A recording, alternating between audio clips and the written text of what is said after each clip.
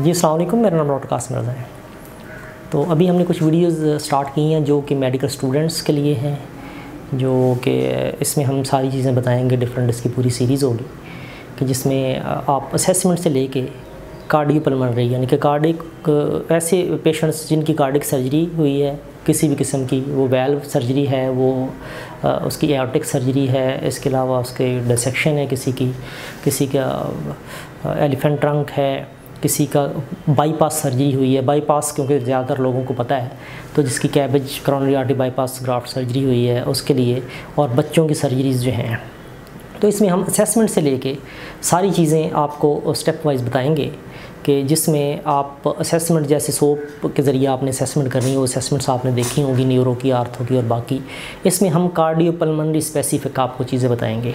और एक चीज़ और मैं यहाँ पे मेंशन करना चाहूँगा कि जो लोग मेरी वीडियोस देख रहे हैं वो उनको ये पता होना चाहिए कि जो लोग कार्डियो रेस्पिरेटरी में काम कर रहे हैं, किसी भी यूनिट में काम कर रहे हैं, तो वो कार्डियो रेस्पिरेटरी में जो लोग काम कर रहे हैं वो बेसिकली लाइफ सेविंग काम कर रहे हैं, क्योंकि ये फिजियोथेरेपी की वो आप कह लें कि ब्रांच है, वो हिस्सा है जिसमें वो स्पेशलिटी है कि जिसमें अगर आप ये नहीं है कि एक पेशेंट है उसको स्ट्रोक हुआ है, आपने उसकी हाथ की मूवमेंट करवाई है, वो हो गया, टेंस लगाई है, वो ठीक हो गया, नहीं हुआ तो इट्स ओके। तो उसमें पेशेंट की लाइफ को कोई ख़तरा नहीं होता। और ये भी नहीं है कि किसी को कमर में दर्द है, किसी को गर्दन में दर्द है, आपने हॉट पैक लगाया है, पेशेंट ठीक हो गया तो वेल एंड गुड, नहीं तो इट्स ओके। यहाँ पे आपने जितनी भी चीज़ें हैं असेसमेंट, अभी आप जैसे जो लोग ये सारी सीरीज़ देखेंगे उसको उनको पता चल जाएगा कि ये मैं क्यों कह रहा हूँ कि ये लाइफ से जो है लाइफ सेविंग काम कर रहे हैं जो लोग कार्डियो रेस्पिरेटरी में काम कर रहे हैं। तो इसमें हर चीज़ इम्पॉर्टेंट है, हर स्पेशलिटी जो है उसमें कोई ना कोई चीज़ इम्पॉर्टेंट होती है। तो डेफिनेटली डिफरेंट स्पेशलिटीज़ हैं। तो कार्डियोपल्मोनरी में जो लोग इंटरेस्टेड हैं और जो लोग चाहते हैं कि उनकी अच्छी जॉब हो, बाहर भी अगर आप देखें इंटरनेशनली और पाकिस्तान में भी देखें, पाकिस्तान में मेरे बहुत सारे स्टूडेंट्स हैं जो कि यहाँ से अभी फॉरेन कंट्रीज़ में जॉब कर रहे हैं, और बहुत सारे लोग ऐसे हैं जिन्होंने यहाँ पे कार्डिक में मेरे साथ काम किया है और उनको अच्छी जॉब्स मिली हैं। तो कार्डियो रेस्पिरेटरी ऐसी फील्ड है जो कि हाईली पेड है इंटरनेशनली। आप अभी गूगल करें और उसमें देखें अगर हाईली पेड कोई प्रोफेशन है तो वो कार्डियो रेस्पिरेटरी या कार्डियोपल्मोनरी है। जैसे कि अभी आप कोविड क्राइसिस गुजरा है, तो कोविड क्राइसिस में बहुत सारी जॉब्स जो हैं वो अभी निकली हैं और अभी तक निकल रही हैं। तो उसमें कार्डियो रेस्पिरेटरी वालों का काम था सारा। तो इसलिए जो लोग ये चीज़ें देख रहे हैं तो वो मेंटली प्रेजेंट रहना है, जो आईसीयू में काम करते हैं उन्होंने मेंटली प्रेजेंट रहना है। तो लिहाजा ये थोड़ा सा आपने देखना है। तो अभी आज हम इस असेसमेंट आपको चेस्ट की असेसमेंट बताते हैं, तो उससे स्टार्ट करते हैं। इसमें जब आपने पेशेंट के पास जाना है, इंटेंसिव केयर हो या कोई भी रेस्पिरेटरी का यूनिट हो, या वैसे आप जनरली भी पेशेंट को असेस कर रहे हो, तो आपने कोशिश करनी है कि आप मास्क लगाएं। और अगर मास्क अवेलेबल नहीं है तो उसमें दूसरा काम ये है कि जब आपने पेशेंट से ब्रीदिंग इन या ब्रीद आउट करवाना है, रेस्पिरेटरी असेसमेंट करनी है, तो उसका फेस जो है वो आपने दूसरी तरफ टर्न कर लेना है, और अपना भी फेस आपने थोड़ा सा ऐसे साइड पे रखना है। ना आपका ब्रेथ पेशेंट के ऊपर जाए और ना पेशेंट का ब्रेथ आपके ऊपर आए। अगर आपको कोई फॉर एग्जांपल डिजीज़ है, रेस्पिरेटरी कोई भी है, कोई एलर्जी है आपको, तो उसमें आप पेशेंट को इफेक्ट ना करें। अगर पेशेंट को कोई प्रॉब्लम ऐसी है तो उससे आप ख़ुद भी इफेक्ट ना हो। तो सबसे पहले रूल नंबर 1 है कि सेल्फ सेफ्टी। आपने अपनी पहले सेफ्टी करनी है, उसके बाद आपने पेशेंट को देखना है। तो सोप के अकॉर्डिंगली आपने बाकी असेसमेंट कर ली, और उसमें अब आप इस वाली वीडियो में रेस्पिरेटरी असेसमेंट और उसके बाद पल्सेस कैसे लेनी है, परकशन कैसे करनी है, तो इसको हम देखते हैं कि किधर तक कंटिन्यू करना है ताकि आपकी असेसमेंट अच्छी हो जाए। और एक्सरे वाली जो वीडियो है वो देखनी है आपने, और फिर साथ उसके ऑस्कल्टेशन की भी साथ ही उसके बाद देखनी है। तो यह आपको इससे पता चलेगा कि जो रेस्पिरेटरी अगर लंग्स में कहीं पे प्रॉब्लम है तो उसमें आपने ऑस्कल्टेट करना है। तो उसमें एक आसान रूल है, तो उसमें स्टेप्स हैं। तो स्टेप 1 है कि आपने पेशेंट से कंसेंट लेना है, तो वो आपने वर्बल लेना है, उन्हें आपने बताना है, इन्फॉर्म करना है कि जी आपकी चेस्ट हम ऑस्कल्टेट करेंगे, तो वो आप बताएंगे उसको। तो अभी हम इन स्टेप्स को आपने अभी फॉलो करना है। तो आपकी चेस्ट हमने ऑस्कल्टेट करनी है, ठीक है? ठीक है। तो आप फेस उस तरफ टर्न कर लें, थोड़ा सा फेस इस तरफ टर्न होगा, ठीक है? ये स्टेथोस्कोप है। स्टेथोस्कोप का आपको मैंने तरीका बताया हुआ है। ये आपका जो वहाँ पे इस ग्लो में टूवर्ड द ईयर कनाल होना चाहिए, ठीक है। तो उसके बाद आपको मैंने दूसरी चीज़ ये आपने ज़हन में रखनी है, क्योंकि क्लिनिकली आपने पेशेंट को देखना है। तो मिड क्लेविकुलर लाइन आपकी ये आ रही होती है, जो क्लेविकल के मिड से आ रही है, मिड क्लेविकल और निपल को ये क्रॉस करती है। इसके ऊपर आपने ऑस्कल्टेट करनी है, टेशन करनी है 6 इंटरकॉस्टल स्पेस तक। उसके बाद आपकी मिड एक्सिलरी लाइन आ रही है, इधर आपने 8 इंटरकॉस्टल स्पेस तक करनी है। और पोस्टीरियरली आप अगर देखें तो 10 इंटरकॉस्टल स्पेस तक आपने देखना है, ऑस्कल्टेट करना है। और इसको आपने नोट कैसे करना है कि नॉर्मल वेजिकल ब्रीदिंग है, हार्श वेजिकल ब्रीदिंग है। NVB लिखते हैं नॉर्मल वेजिकल ब्रीदिंग के लिए और HVB लिखते हैं हार्श वेजिकल ब्रीदिंग। तो मतलब ये कि उसमें कोई ना कोई चीज़ एबनॉर्मल है। तो 2 किस्म का साउंड होता है, एक आपका एयरवे का साउंड है और एक लंग टिश्यू का साउंड है। जो लंग टिश्यू का साउंड है ये स्मूथ होता है, और क्योंकि एयरवे आपके इस्तेमाल हो रहे होते हैं और इसलिए स्मूथ होता जाता है।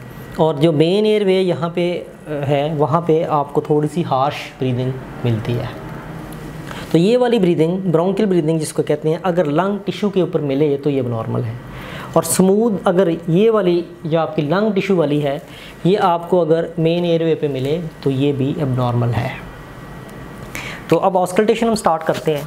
तो ऑस्कल्टेशन में आपने कंसेंट ले लिया, स्टेथ की पोजीशन अपने आपने सेट कर ली, और उसके बाद आपने डायल को पकड़ा और अपना फेस जी सांस लें। एक पॉइंट के ऊपर 2 ब्रेथ आपने सुनने हैं और इक्वली सुनने हैं।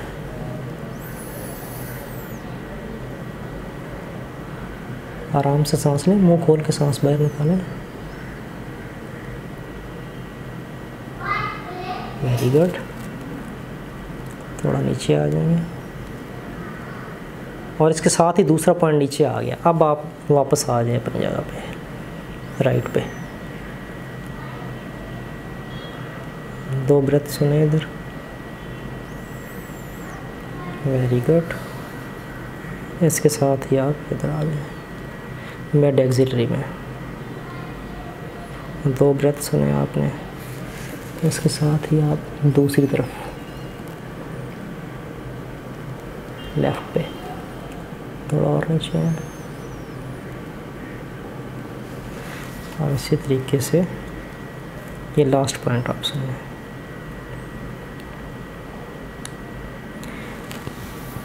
इसी तरीके से उधर घूम जाए, ज़रा उठ जाए, उठ।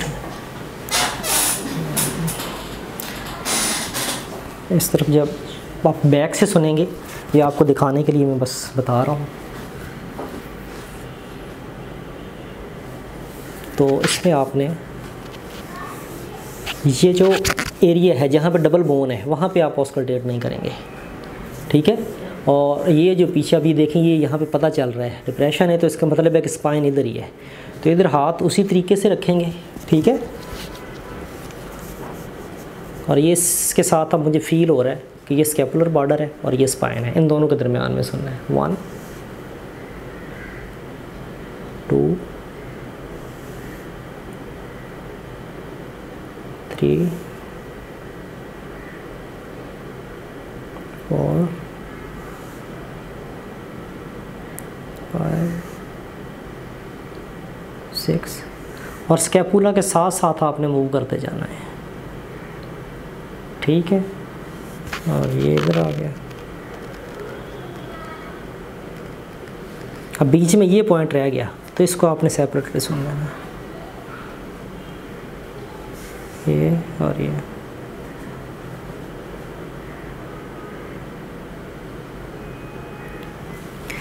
अब यहाँ पे इसकी सिग्निफिकेंस क्या है, मैंने आपको जो रूल बताया कि 6 8 10 का रूल आपने करना है, मिड क्लेविकुलर, मिड एक्सिलरी और मिड आपके पोस्टीरियरली, सॉरी। तो इसके लिए एक एनाटॉमी की मैं स्पेसिफिकली देखूंगा कि अगर टाइम मुझे मिला तो मैं वीडियो शेयर करूंगा। तो उसमें सारी एनाटॉमी और इसके साथ इंटरलिंक करके बताएंगे कि इसका 6 या 10 का रूल क्यों है।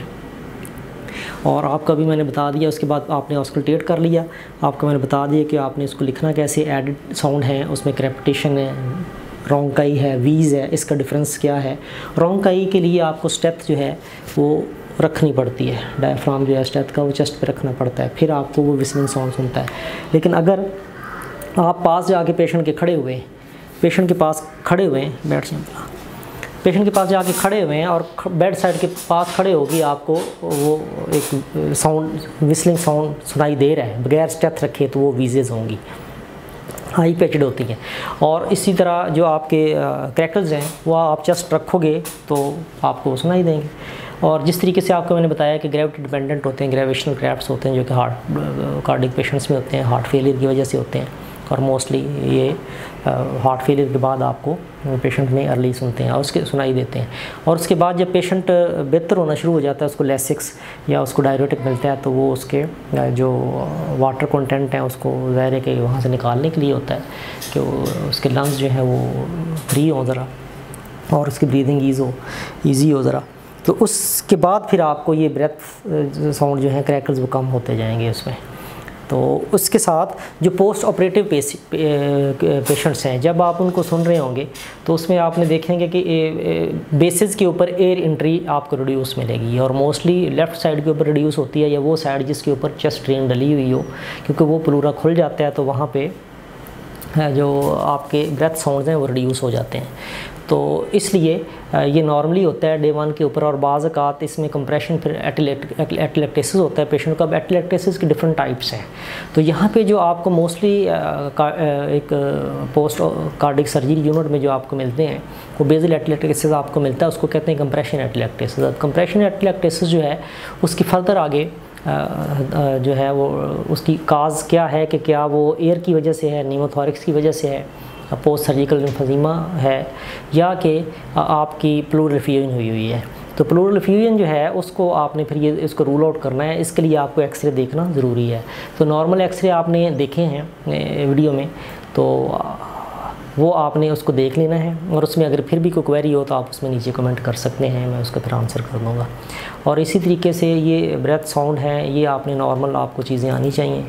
और इसके अलावा जब आपने एक्सरे देखना है तो एक्सरे में फिर जो पैथोलॉजिकली नमूनिया है किसी बंदे को, जिसको चेस्ट इन्फेक्शन कहते हैं कि इन्फेक्शन हो गया, नमूनिया हो गया, तो किस लोब में है, तो उसमें जो रिस्पिरेटरी क्रैप्स हैं और वो कार्डिक रिलेटेड डिजीज़ हैं तो वो ग्रेविटी डिपेंडेंट होंगे, और जो रिस्पिरेटरी डिजीज़ की वजह से होंगे वो अपनी सेम जगह पे रहेंगे।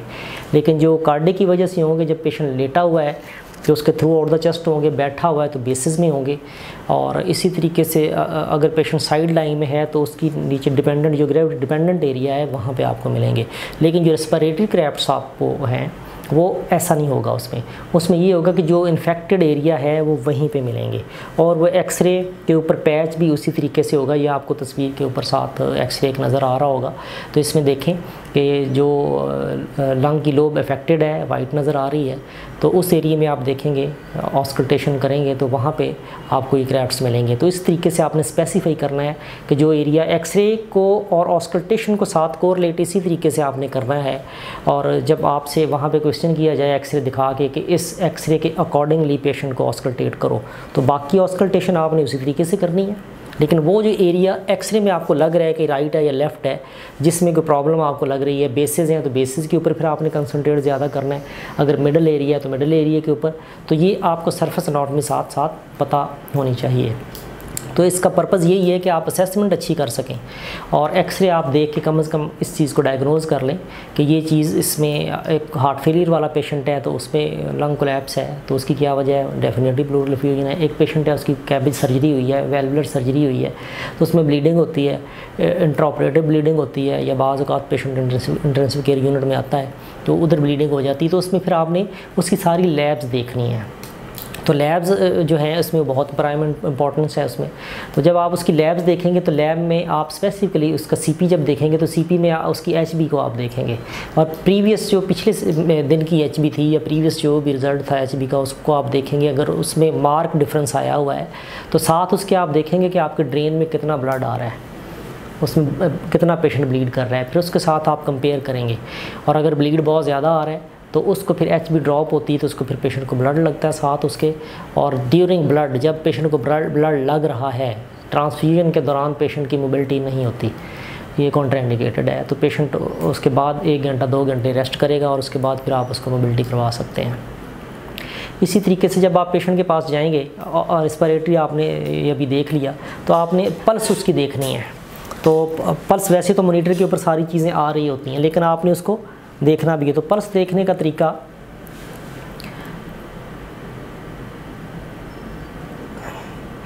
तीन फिंगर्स आपने रखनी है, ये आपकी रेडियल आर्टरी आ रही होती है, ठीक है। तो इसके ऊपर आपने बहुत ज़्यादा इसको प्रेस नहीं करना कि उसकी रुकी जाए, तो बिल्कुल जेंटल आपने रखना है, ठीक है। और इसको आपने देखना है, और साथ आपने उधर जो हार्ट रेट आ रहा होगा मॉनिटर के ऊपर उसको देखना है। फिर इसकी आपने देखना है कि क्या इसकी फिलिंग नॉर्मल है, अंडरफिल्ड है या हाइपरफिल्ड है। तो ये आप जब कंटिन्यू पेशेंट की ये पल्स देखते रहेंगे तो आपको पता चलेगा इसका। तो इसको आपने लाजमी देखना है, और यही तरीका आपने देखना अडॉप्ट करना है। इसको देखने के लिए अभी अपनी पल्स आपने चेक करनी है, फिर फैमिली मेम्बर्स की देखें। अगर किसी का ब्लड प्रेशर है तो उसकी भी फिर आपने देखनी है, तो आप पल्स जो है उसकी कैसी है, तो उससे आपको आइडिया हो जाएगा कि वीक पल्स है या हैमर्ड है या क्या है, तो वो आप देख लेंगे उसके ऊपर, ठीक है। तो ये नॉर्मल पल्स है। तो ये चीज़ें भी देखना, क्योंकि जिस वक्त पेशेंट होता है अंडरफिल्ड होता है, CVP उसकी रिड्यूस हुई होती है, और उसके जो वाटर कंटेंट है बॉडी से वो रिड्यूस होता है, तो उसमें आपकी जो पल्स है वो वीक हो जाती है। तो उसमें आपको पता होना चाहिए कि CVP भी रिड्यूस हुई है इसकी। अगर CVP इंक्रीज़ हुई है, इसका मतलब है कि हार्ट फेलियर डेफिनेट सी बात है कि हार्ट पंप नहीं कर रहा इसमें। जब पंप नहीं करेगा और उसकी पंपिंग इफेक्टिवनेस जो है वो अफेक्ट होगी, तो उसमें फिर ये होता है कि उसमें फिर वेनस पूलिंग होना शुरू हो जाती है, और CVP का इसके साथ बहुत डायरेक्ट रिलेशन है। तो ये चीज़ें आपने थोड़ी सी देखनी है। उसके बाद मैं थोड़ा सा आपको इसमें बता देता हूँ कि लैब्स आपने देखनी है। लैब्स में आप जब आते हैं तो आपने आगे पेशेंट की देखा, सबसे पहले उसका प्रोटोकॉल यही है कि आप आए हैं, आपने आगे पेशेंट को देखा, देख के उसके आपने मॉनिटर देखा, मॉनिटर के ऊपर आपने देखा कि इसका क्या इसके रिदम चल रहा है, ECG इसकी नॉर्मल है, अब नॉर्मल है, रेस्पिरेटरी रेट उसका क्या है, विद इन नॉर्मल लिमिट्स है या कि नहीं है। उसके अलावा फिर आपने उसकी जो इन्वेसिव और नॉन इन्वेसिव ब्लड प्रेशर है वो आपने देखना है। तो इन्वेसिव ब्लड प्रेशर जो होगा वो आपको हर पल्स के साथ उसकी दे रहा होता है, ब्लड प्रेशर दे रहा होता है, और उसकी आप जो प्लेसिमोग्राफ ऊपर वेव बन रही होती है वो भी आपने देखनी है।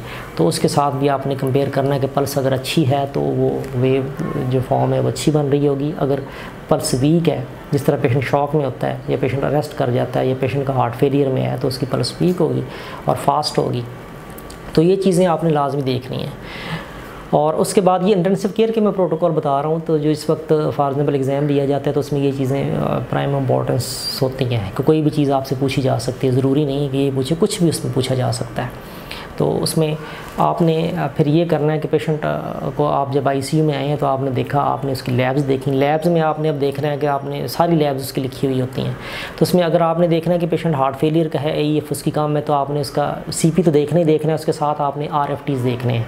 जो पेशेंट हार्ट फेलियर वाले होते हैं, ये जिसकी अर्ली कैबेज के बाद को हार्ट थोड़ा वीक होता है, तो हार्ट वीक होता है तो उसकी वजह से पंप इफेक्टिवनेस उसकी रिड्यूस होती है, आपको पता है। तो उसमें फिर ये होता है कि वो किडनी को ज़ाहिर कि ब्लड सप्लाई अच्छी नहीं जा रही होती, तो उसमें फिर यूरिया और क्रेट जो है वो थोड़ा सा इंक्रीज़ होना शुरू हो जाते हैं। तो ये भी आपने साथ साथ चीज़ें कंसीडर करनी है। जैसे उसका हार्ट बेहतर होता है तो कार्डिक आउटपुट जिसको कहते हैं बेहतर होता है, तो उसके साथ साथ ये होता है कि उसकी जो आपके किडनी है, RFTs हैं, वो भी बेहतर होना शुरू हो जाते हैं। तो ये जितने भी सिस्टम हैं एक दूसरे के ऊपर डिपेंड कर रहे होते हैं। अगर हार्ट फॉर एग्जांपल थोड़ा सा आपका वीक हुआ है तो वो ज़ाहिर है कि किडनी के ऊपर भी इफेक्ट होगा, ब्रेन के ऊपर भी, बॉडी के सारी चीज़ों के ऊपर इफेक्ट होगा इसका। और इसी वजह से जब पेशेंट थोड़ा तेज़ चलता है तो उसकी ऑक्सीजन हाइपोक्सिया जो है उसकी को कंपनसेट करने के लिए हार्ट बीट बढ़ती है उसकी, और हार्ट बीट बढ़ती है तो उसकी वजह से फिर सांस भी फूलता है, ब्रेन में सारा जो सिस्टम है वो स्टिमुलेट होता है। तो ये एक बस मैं आपको चीज़ें बता रहा हूँ। तो ये असेसमेंट है, असेसमेंट के ऊपर वापस आते हैं।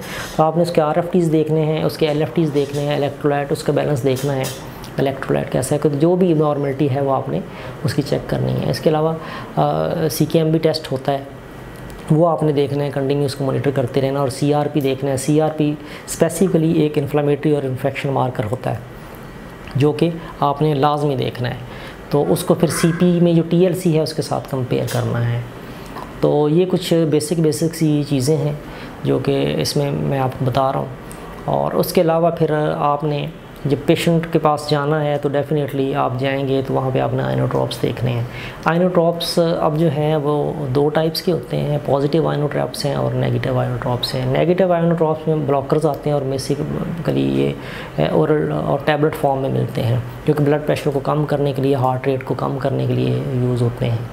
और इसी तरीके से जिस तरह बीटा ब्लॉकर है, एस इनहिबिटर हैं, कैल्शियम चैनल ब्लॉकर हैं, तो ये जो हैं आपको पता होना चाहिए कि ब्लॉकर की कितनी टाइम है, नेगेटिव कौन से हैं और पॉजिटिव ब्लॉकर कौन से हैं, पॉजिटिव आइनोट्रॉप्स सॉरी कौन से हैं। तो पॉजिटिव आइनोट्रॉप्स जो हैं उसमें आपका आ जाता है एड्रेनालिन, नॉरएड्रेनालिन आ जाता है, इसमें आपकी डोपामिन आ जाती है और डोबूटामिन आ जाती है। तो ये वाले जो हैं, इसके अलावा डाइजॉक्सिन होता है, जिसको कहते हैं पेशेंट को डिजिटलाइज़ कर दिया है, मतलब इसको डाइजॉक्सिन दी है। इसको डाइजॉक्सिन हार्ट की पंपिंग को बहुत इफेक्टिव है उसके लिए, लेकिन इसका एक साइड इफ़ेक्ट है। साइड इफ़ेक्ट ये है कि ये इट सेल्फ अरिथमियाज़ काज करता है और फैटल अरिथमिया काज करता है। तो इसके साइड इफ़ेक्ट्स भी आपको पता होना चाहिए।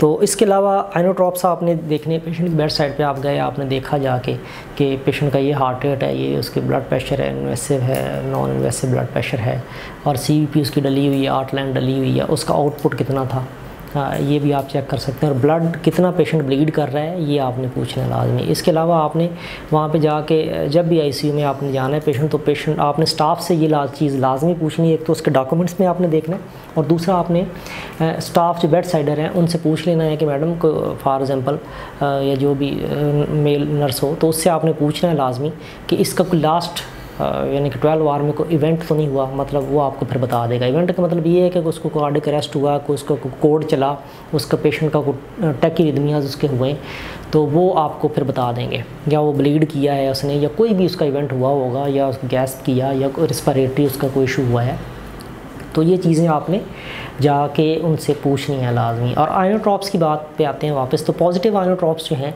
इसमें आपने अगर पेशेंट को जा रही हैं फॉर एग्जांपल 2 आइनोट्रॉप जा रही हैं जो कि यूज़ होती हैं, उसमें एड्रेनालिन और नॉरएड्रेनालिन है, तो आप बेड साइड पे जाएंगे, जाके देखेंगे अच्छा जी ये सिरिंज पंप जो साइड पे लगे हुए होते हैं वो उसमें ये आइनोट्रॉप्स चल रही होती हैं, तो आपने जाके देखना है और स्टाफ से पूछना भी है कि कितने माइक्रोग्राम या कितने ml पर आर पे जा रहा है।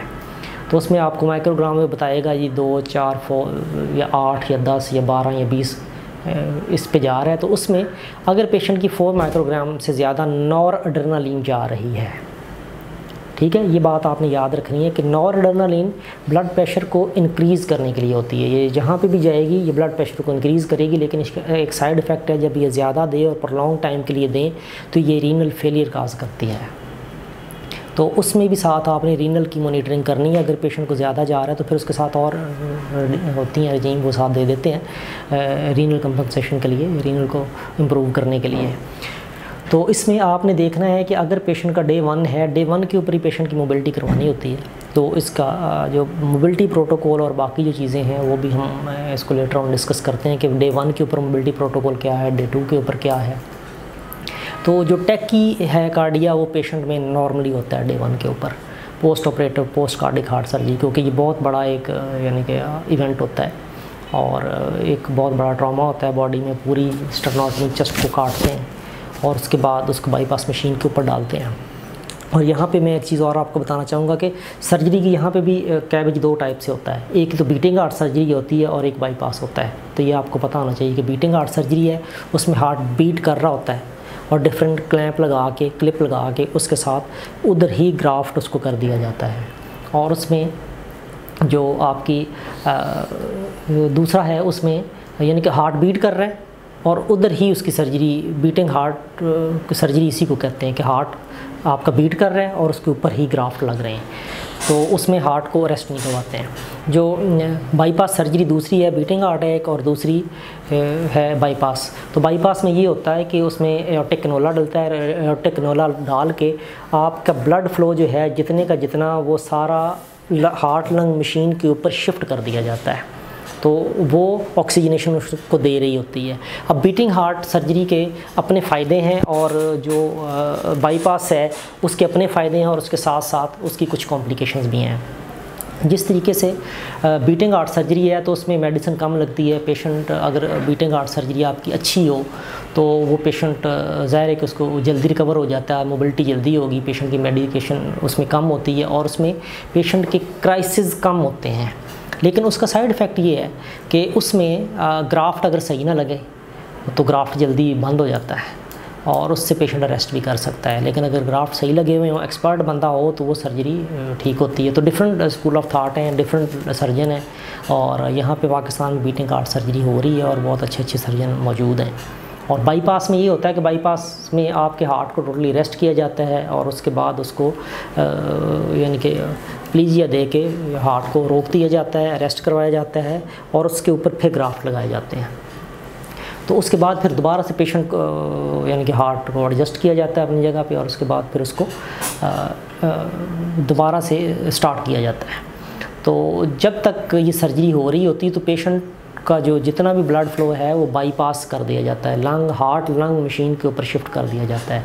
तो हार्ट लंग मशीन में का डिसएडवांटेज ये है सबसे ज़्यादा कि उसमें एक तो कॉम्प्लिकेशन होती हैं, जितना ब्लड उसमें से जा रहा होता है उसमें प्लेटलेट आपके डैमेज होते हैं, आपका सारा जितने भी WBC जाएंगे वो ब्रेक डाउन होंगे, RBC ब्रेक डाउन होंगे। और परफ्यूजनिस्ट अगर अच्छा है, परफ्यूजन टेक्नीशियन जो है वो अच्छा है तो वो इन चीज़ों को मैनेज कर लेता है। और अगर कोई बीच में फॉर एग्जांपल एरर आ जाए तो उसमें फिर ये होता है कि ब्रेन पूरे का पूरा शावर हो जाता है। तो बाज़ औक़ात ये होता है कि अगर उसमें क्लाट आ गया फॉर एग्जांपल या कोई एयर बबल आ गया तो उसकी वजह से स्ट्रोक आ जाता है या हाइपोक्सिक ब्रेन इंजरी हो गई है कि उधर से ऑक्सीजन पीछे से बंद होगी, मशीन में नहीं आ रही, पता नहीं चला एकदम से, तो हाइपोक्सिक ब्रेन इंजरी भी हो सकती है। या ब्लड प्रेशर बहुत कम हो गया और पता नहीं चला कि उधर से मेंटेन ना हुआ, तो ज़ाहिर है कि एक आर्टिफिशियल चीज़ है तो उसके ये साइड इफ़ेक्ट्स होते हैं। ये मोटी मोटी चीज़ें हैं जो कि आपको पता होना चाहिए। तो उसमें रिकवरी फिर स्पैन ज़ाहिर है कि एक बीटिंग हार्ट सर्जरी है, उसमें हार्ट बीट कर रहा हो तो उसको रेस्ट नहीं करवाते हैं तो उस पर पेशेंट ठक करके रिकवर करता है बहुत जल्दी से और उसको मेडिकेशन की बहुत कम ज़रूरत पड़ती है। और इसके अलावा फिर इसकी जो सर्जरी की कॉम्प्लिकेशन है वो डेफिनेट उसमें काफ़ी सारी कॉम्प्लिकेशन है। सबसे पहले उसमें कॉम्प्लिकेशन है कि पेशेंट को डेफिनेटली वेंटिलेट किया जाता है। तो जो COPD वाले पेशेंट्स हैं या लंग डिजीज़ वाले पेशेंट्स हैं उनको प्री ऑप ही असेसमेंट उसकी की जाती है। और जो लंग डिजीज़ वाले पेशेंट हैं और साथ वो ओबीज़ भी हो और कार्डिक सर्जरी उसकी हुई हो तो वो फिर साथ चीज़ें कुछ कॉम्प्लिकेट होती हैं, उसके लंग के ऊपर फिर आपको थोड़ा ज़्यादा वर्क करना पड़ता है। तो और साथ उसकी फिर आपने गट मोटेलिटी लाजमी पेशेंट की देखनी है, ओबीज़ पेशेंट की भी और बाकी पेशेंट्स की भी आपने गट मोटेलिटी डेली के डेली आपने चेक करनी है। और जब भी आपने सेशन लेना है तो आपने उसको ऑस्कल्टेट करना है, गट साउंड भी आपने ऑस्कल्टेट करना है, सिर्फ ऊपर रखना है तो उसमें एक पेरिस्टाल्सिस मूवमेंट आती है तो गड़गड़ की आवाज़ आती है। तो वो इजी है, आप रखेंगे नॉर्मल रखेंगे अपने पेट के ऊपर तो वो पेरिस्टाल्सिस मूवमेंट जो है वो आप सुन सकते हैं। और उसके बाद फिर आप पेशेंट के ऊपर अप्लाई करें, सबसे पहले अपने ऊपर अप्लाई करें, फिर फैमिली वालों के ऊपर सुने और उसके बाद फिर जब पेशेंट में है ताकि आपके लिए ईजी हो जाए। इसी तरीके से आपने चेस्ट की ऑस्कल्टेशन भी इसी तरीके से करनी है, अपने साथ करें, फ्रेंड्स के ऊपर करें, फैमिली मेम्बर्स के ऊपर करें। और उसके बाद फिर आपने देखना है कि ये जो मैंने आपको 6, 8, 10 का रूल बताया है ये मैं आपके साथ अपना क्लिनिकल एक्सपीरियंस शेयर कर रहा हूँ ताकि पेशेंट को और ऑस्कल्टेट कर। और जब फिर आपने इसको फर्दर आपने इसको एडवांस करना है तो फिर आपको मैंने बताया कि एक्सरे के अकॉर्डिंगली आपने करना है तो आपके लिए इजी रहेगा। और जब आप एक्सरे के अकॉर्डिंगली करेंगे तो फिर आपको उसी तरीके से फिर चीज़ें आप जब हफ्ता 10 दिन करोगे ये काम तो आपको चीज़ें बेहतर होना शुरू हो जाएंगी। तो असेसमेंट जो है ये इम्पॉर्टेंट है। तो इसी तरीके से अगर आप को मैं बता रहा था कि इसमें जो कॉम्प्लिकेशन है पोस्ट कैबेज वो क्या क्या हैं, उसमें पेशेंट ये होता है कि पेशेंट को ज़ाहिर है कि मसल रिलैक्सेंट मिले होते हैं और सेडेशन एनेस्थीसिया मिला हुआ होता है तो उसमें पेशेंट बाज़ का जागता नहीं है, डिले हो जाता है, ज़्यादा देर तक वेंटिलेट रहता है और एक इसकी ये कॉम्प्लिकेशन है। उसके अलावा फिर पेशेंट के ब्रेन में अगर ब्लड चला गया है उसको स्ट्रोक हो सकता है, स्ट्रोक हो गया तो उसको भी आपने मैनेज करना है। फिर पेशेंट को बाज़ औक़ात ये होता है कि प्रोलॉन्ग वेंटिलेशन की वजह से उसकी ट्रेकेओस्टमी करनी पड़ती है तो उसमें ट्रेकेओस्टमी वाले पेशेंट को भी फिर आपको मैनेज करना आना चाहिए, जो कि लेटर ऑन में एक उसमें पूरी मैनेजमेंट उसकी बताऊँगा कि ट्रेकेओस्टमी वाली जो है उसकी मैनेजमेंट कैसे करनी है आपने। उसके अलावा फिर पेशेंट जो है यानी कि 1 वीक में इंटरनेशनल स्टैंडर्ड ये कहता है कि 1 वीक में जो है वो ट्रेकेओस्टमी हो जानी चाहिए। तो इधर तक इसको हम वाइंड अप करते हैं। तो असेसमेंट अभी कंटिन्यू है, नेक्स्ट वीडियो में काइंडली देखिएगा। तो इस असेसमेंट को हम प्री और पोस्ट वाली को हम कंटिन्यू करेंगे। वीडियो देखने का बहुत बहुत शुक्रिया, थैंक यू वेरी मच।